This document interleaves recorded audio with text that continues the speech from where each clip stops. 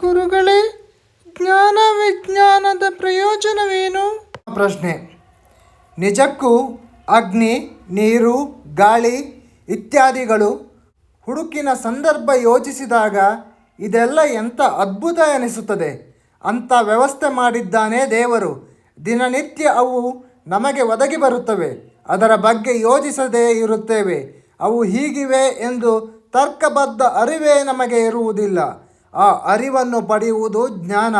ಅರಿತು ನಮ್ಮ ಬದುಕಿಗೆ ಪ್ರಯೋಜನವಾಗುವಂತೆ ಅಳವಡಿಸಿಕೊಳ್ಳುವುದು ವಿಶೇಷವಾದ ಜ್ಞಾನ ಅಥವಾ ವಿಜ್ಞಾನ.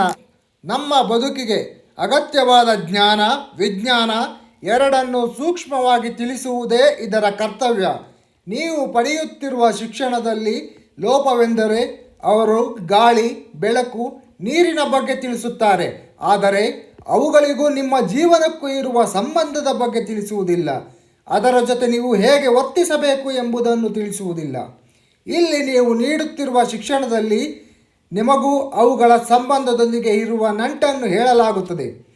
ಇಂದು ನೀವು ಯಾವುದನ್ನು ಕ್ವಾಂಟಮ್ ಫಿಸಿಕ್ಸ್ನಲ್ಲಿ ಕಲಿತಿದ್ದೀರೋ ಅದನ್ನು ಅಂದೇ ವೇದಗಳಲ್ಲಿ ಹೇಳಲಾಗಿತ್ತು. ಸೃಷ್ಟಿಯ ಆರಂಭ ಕಾಲದಲ್ಲಿ ಅಂಡಾಕಾರದ ತತ್ವದ ನಿಹಾರಿಕೆ ಪ್ರಕಟವಾಯಿತು. ಅದನ್ನು ಪರಮಾತ್ಮನು ರೂಪಿಸಿ ನಿರ್ವಹಿಸಿದ್ದನು.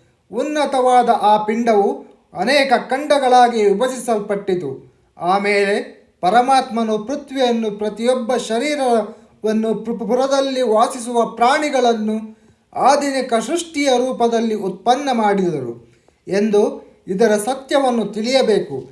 ಶಿಕ್ಷಣ ಹಂತದಲ್ಲಿ ವಿದ್ಯಾರ್ಥಿಗಳು ತಿಳಿಯುವುದು ಅತಿ ಅವಶ್ಯಕ. ಕ್ವಾಂಟಮ್ ಫಿಸಿಕ್ಸ್ ಅತಿ ಉಪಯೋಗವಾಗುತ್ತದೆ ಹಾಗೂ ಭೂಗರ್ಭಶಾಸ್ತ್ರ, ಸಸ್ಯಶಾಸ್ತ್ರ ಇವುಗಳಿಗೆ ಇದರ ಅಧ್ಯಯನ ತುಂಬ ಅಗತ್ಯವಾಗುತ್ತದೆ.